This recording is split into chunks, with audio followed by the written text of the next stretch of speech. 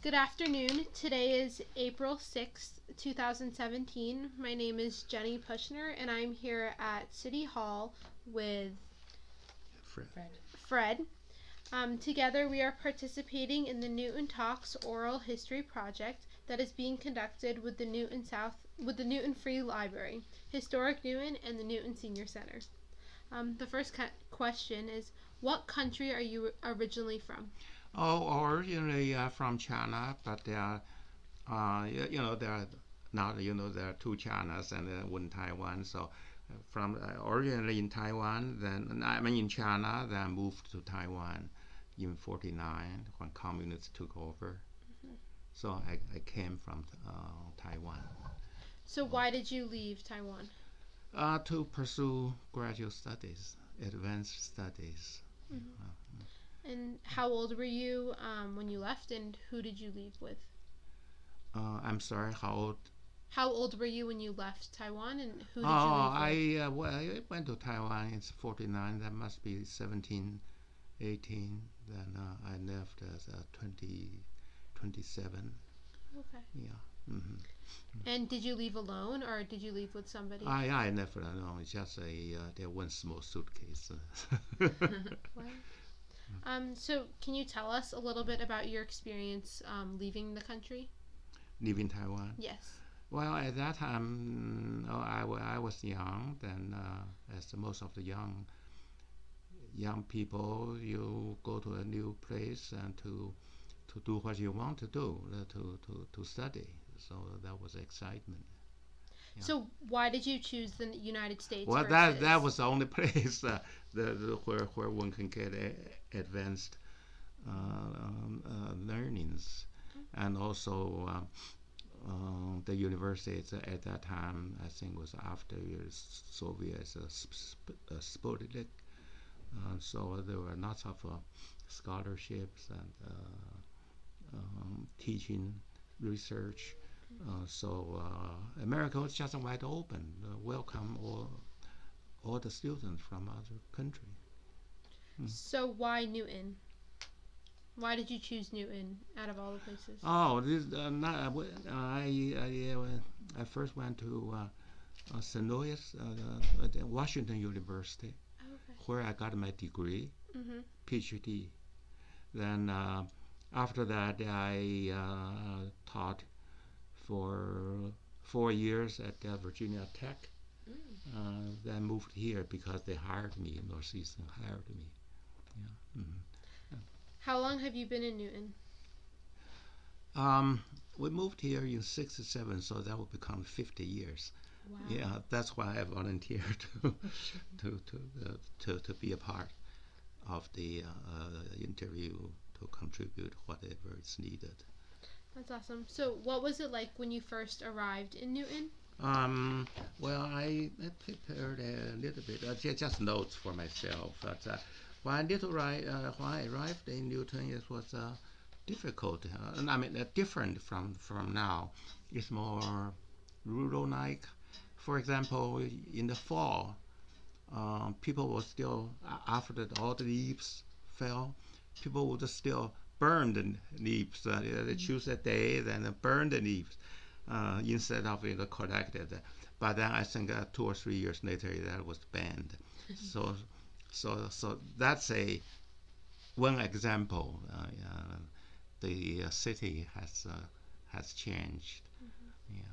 Do you remember your first day in Newton?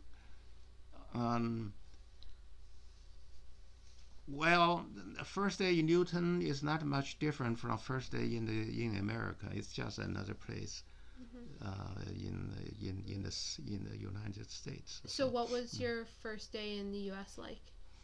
The first day in the U.S. was very exciting.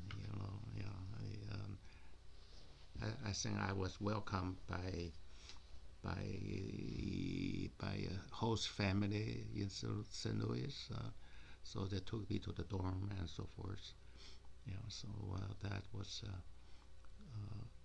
very, very interesting, and also to the new students, they are very comforting to know that you are taken care of. Oh, interesting. Can you share a story about your first experience with learning English? Um, well, well, I think to speak English as a foreign language, it really depends on your prior learning education. Now in China, everyone starts to learn English at the age of 13, junior high.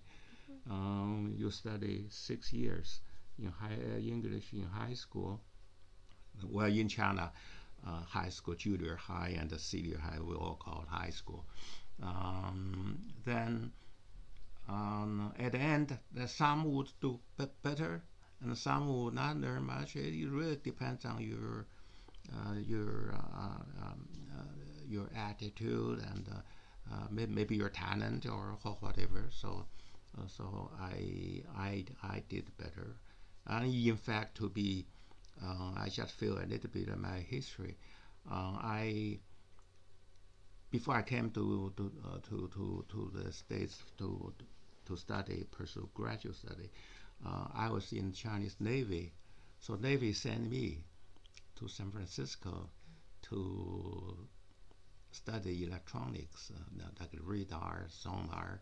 So I had a prior experience of more than half a year in California. So speaking English, when I came as a student, it wasn't a problem. Very cool. So, what are one or two differences slash similarities you've noticed in the cultures here versus in Taiwan or in China? The culture, I think, the same. I think both in Taiwan or in China, in the U.S., I think people would respect the family. You have family relationship, but you always, here people in Christmas would go home to gather with the family, and in China, in the Chinese New Year, in China and Taiwan, people would travel thousands of miles to go home or to get together. What's the other question you said? What was one difference between? One difference. Um, huh. I I think in the U.S. People stress more on individual values, independence, whereas in China, youngsters have to listen to the elder, listen to the parents, and so forth. So I think that's why U.S. has been strong, because it encourages the independent thinking and revolution, not in the literal sense, a revolution in technology and the evolution. So they came from this independence, to me. How do you think you adjusted to the differences between cultures? I think gradually. I think now I'm more to the American culture. Well, just tell you one recent story, my experience. I'm 85, so I had a collection of books, Chinese books, and some passed to me by my father. Okay, and recently I thought, well, after my wife and I are gone, then what happened to the books will be our kids would they don't read it, so they cannot read it, so we just threw it away as a garbage, as trash. So we donated to a library, to a Chinese history library in San Francisco. We paid expenses, postages, and so forth. All right, that's very fine. I think all our friends here would say, well, that's a good thing you did. But when my brother in China learned, he is so angry. So this should be passed from father to son, not to be given away. That's something he is ashamed to tell his friends that his brother did this. Interesting. Okay, that's just one ready example. When you ask, I it just came from top of my head. I'm still angry of him. Yeah. That's a good example. So what are one or two changes in lifestyle you made when you came here? One or two changes in what? In your lifestyle that you made when you came here. In my lifestyle, I think, well, to be truth, being a professor in a research university, you have to keep up. So you work day, at least for me, you work a day and a night. So I really don't have much time to ponder about anything else. So to me, I have changed that I've been a hard worker. So what traditions have you maintained when you came here? Family ties. I have 3 daughters. They all graduated from Newton South, so yeah, you must be happy to see. They went separately to Yale, to Princeton, and Berkeley. Okay, now they are. One of them is a medical professor in San Francisco. One is in Utah, and the other in New York. She had an art degree, but she preferred to teach violin at home, so she teaches Suzuki violin at home. So that's one thing since I learned that there will be there will be 2 or 3, 1 or 2 high school students here. So I want to especially say you are lucky that to be in the best school. Yes. In the country. Very lucky, yeah. So since you have moved to the U.S. and to Newton, have you started any new traditions? Not really, except that we gather together on Christmas. Yeah. We don't really celebrate Christmas, but it happens that our kids have vacation during Christmas, and we just follow the trend. Right? So, do you guys still get together on the Chinese New Year or no? Not really. I think over the years we even forgot what the date the Chinese New Year falls upon. Until only very recently, when there are more Chinese in this country, coming really from China, not from Taiwan. We came from Taiwan. Then for a long time there was nobody coming from Taiwan or China. It's until in the 80s or 90s. One big change I can tell you that in Newton, when we came in '67, there were very few Asians. When we went to grocery store, I think when my wife bought a little sack of rice, the cashier would say, "Oh, you are from South Pacific restaurant." Okay, but now 16% of the Newton residents are Asians. Yeah, this is but that's nothing. It's compared to 22% in Lexington. Oh wow! They all choose to come to Lexington or Newton because of the school system. Smart. So when you first came to the U.S., what were your hopes for yourself? Hope to get an advanced degree. To me, yeah. But now for many of the people from China, they just want to make money. They don't care much about study.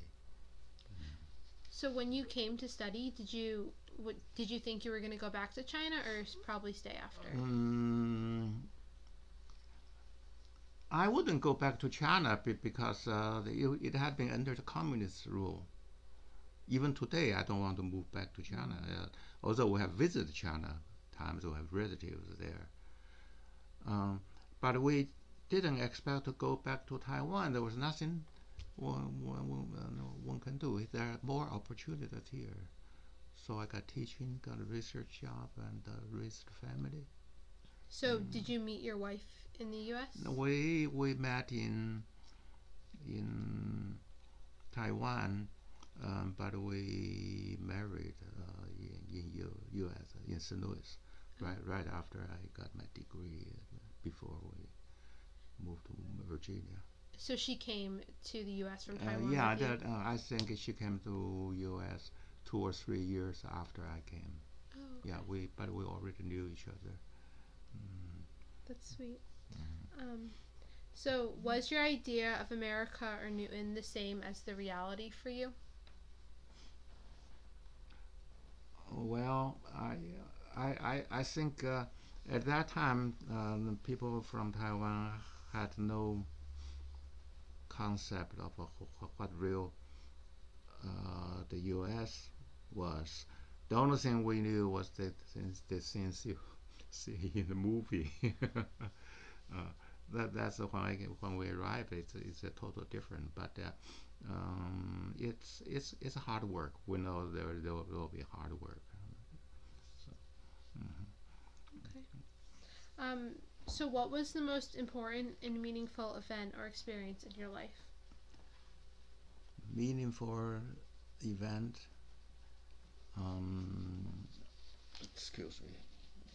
Just wipe a little bit my nose. Well, making accomplishment in my own field. For example, 2 or 3 years ago, I should have brought a copy. The leading physics journal in England, okay, in a special issue, they honor my 80 years birthday and made a special issue with my photo on it in the cover page and so forth. So that's certainly something one would feel happy about. So what have you, maybe not discovered, but like what have you accomplished in physics and your career? I had more than 200 papers published, and you can access the list from the Northeastern physics web page. But well, nothing, because of the field I'm in statistical mechanics, so it's not in high energy physics, so it's nothing of the Nobel Prize caliber. But they are all contributions, increase one's knowledge. So that's what I'm proud of. That's awesome. That's really cool. Thank you. So you just shared like one of your most meaningful and important successes. Well, what was something very challenging for you when you came to the U.S. or just in your lifetime? Well, came to the U.S. I don't know. Well, eventually, if you go to graduate school, you will know the first challenge was you have to pass a qualifying exam for a PhD. So I started hard. 1 year, without going out. I was in Washington University for a year.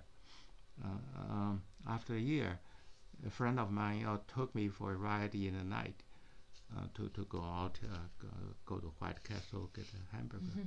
Then I said, wow, there are nights in St. Louis. There are colors, neon tubes, and I was not aware of this. Maybe my experience is unique. It's not everybody is like me, but at that time, many people devoted their time to study. Would you say it was harder for you because you're an immigrant than somebody else? No. Turns out it's not. Yeah. It's a U.S. It's a very just society. Oh, okay. No prejudice. That's awesome. So what has your experience living in the United States been like? What's my experience? I can see the progress, and let me see. One thing I noticed, I mentioned, is this diversity of people, like immigrants. Yeah, I myself is an immigrant. I think I contribute to the society here. If I didn't come, no one would have made a contribution in my place. But recently, you probably read in the paper that the administration is against the immigration and formulated all the barriers. I think that's going backward.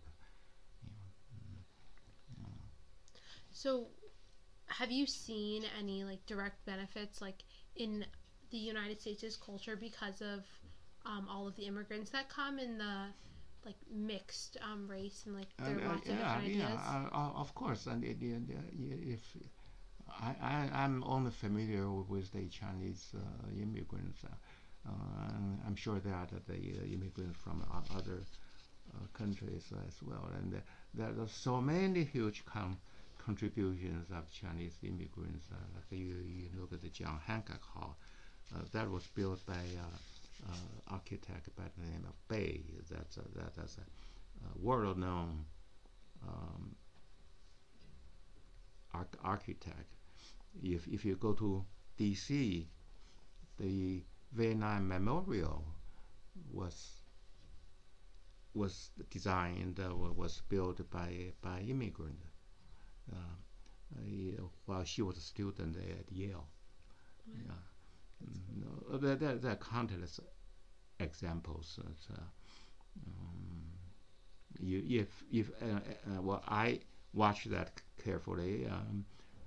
If you try to find the Nobel Prize winners in sciences and medicine every year, many from the U.S., but they are, I guarantee, 80 or 90% are immigrants.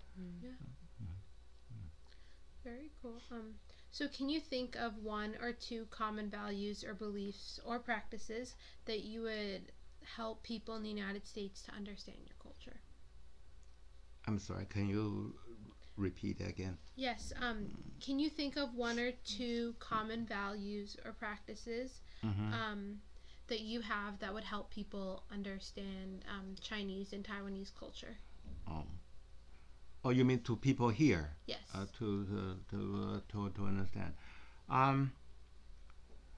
I think the best way to understand their culture is really to go there, spend some time. Yeah, if you just read and it's not getting to the bone, getting to the inside. You really have to experience yourself. To me, yeah, just like me, to understand the American culture, I have to be here. Yeah. While I read about it in Taiwan, I saw in the movie, but that doesn't count. That's not helpful. So how do you think, because like it's hard to understand like Taiwanese and Chinese culture from the movies, like how do you think the movies portray it? Is it accurate or? I think at that time, okay, now may be different. At that time, the movies would portray only the upper class, the livings. There are very few movies devoted to describe, say, the poverty in the U.S. or the underclass, the working class. But now they are movies, although they are not the bestsellers, but the scope has changed, has widened. In the 50s, I mean, 1950s, 1960s, American would export its films and movies. I don't know, just name a few. Some start by Grace Kelly. I don't know whether you know the name, like the movie Rear Window, and yeah, and she eventually married the Prince of Morocco. She was so beautiful, you know. People would think back home, my home would think every girl, every woman in the U.S. is as beautiful, as so polished.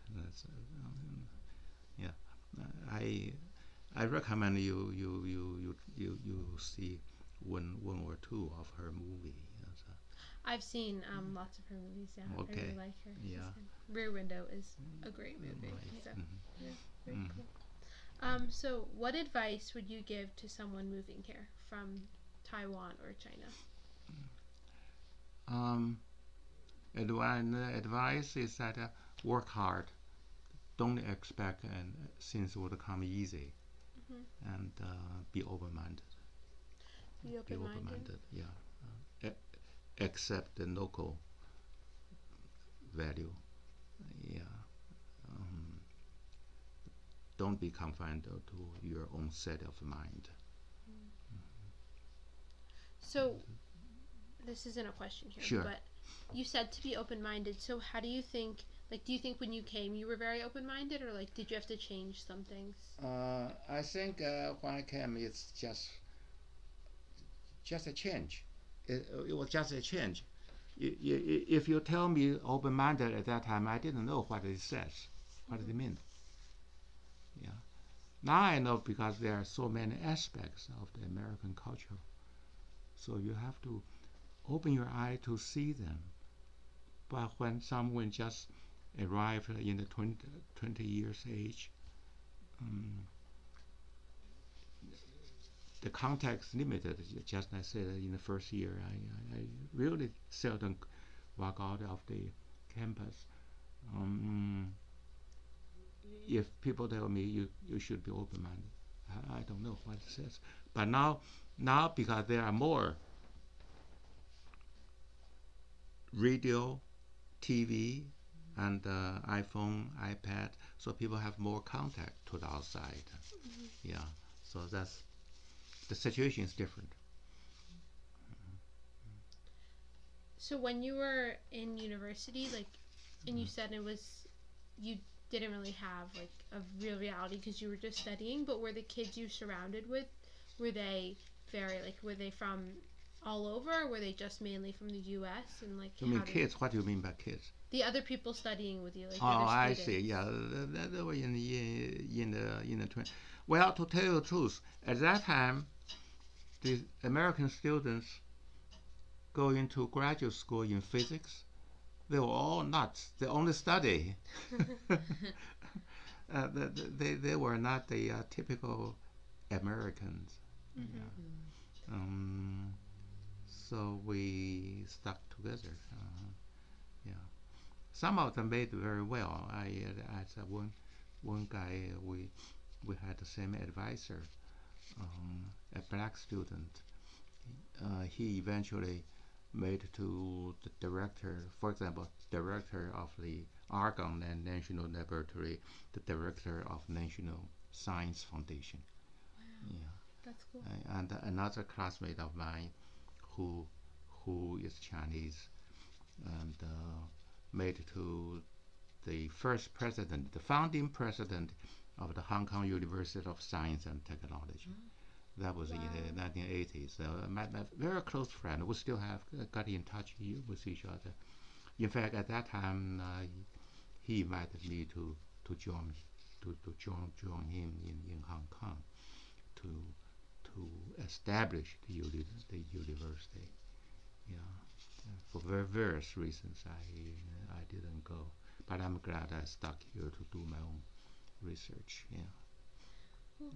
So you said you didn't get to meet the real Americans, like I guess real, while you were studying. So when you moved to Newton and like you met other people who weren't as focused in physics. Yeah, I moved to Virginia, Blacksburg, Virginia, and taught there for 4 years before I came here. So my mind, well, of course, began to open. In fact, I brought something. I mentioned earlier I was in the Chinese Navy and while I was younger. So I was interviewed by the Academia Sinica in Taiwan about my early experiences in the Chinese Navy. That also include part of my education, early education here. So they published the interview, and fortunately I had someone translate it into English, so I can leave a copy if you want to see it. And there are some photos because Anne told me that maybe I should bring some photos of the family and so forth. So there are photos of my family. I should just show you. Yeah. So we can look at those after. Yeah, right. So anyway, I'm leaving a copy. So for you. You don't have to look it, but if you found it interesting, then you have an extra copy anyway. Yeah, with the Chinese Navy, did they help? Chinese Navy. Yeah, did they help pay for some of your education the way that the U.S. Army and stuff? No, it had nothing to do with my graduate study. But I did learn much English when I made my tour in San Francisco for training in electronics. So they covered your studies. Not they. The American military covered the. That's part of the military assistance to various countries, to the developing countries. I'm sure it's still in existence to the developing countries these days. So it looks like our time is just about up. But what is one more thing that you would like 100 years from now to know about your experience immigrating? I think that 100 years from now, that people would take a look of the notes of whatever you have in the society and compare to what was available at that time and see what has changed. So it's only after you travel a certain distance and stop, and then looking back, you can realize the change. Now, if you have been here, I have been here for 50 years. I don't realize change very much, unless I stopped and look back. I see, as I said, I can see the benefit of the good school system of New York. And another thing I'd like to mention is that the residents, including us, are very much benefited by the construction of the Free Library by Mayor Mann. I don't know whether you remember the name. And he was a great mayor, and it was through his efforts that the Free Library was established. And then he was found to have cancer. At that time, people wanted to name the library after him, and he refused.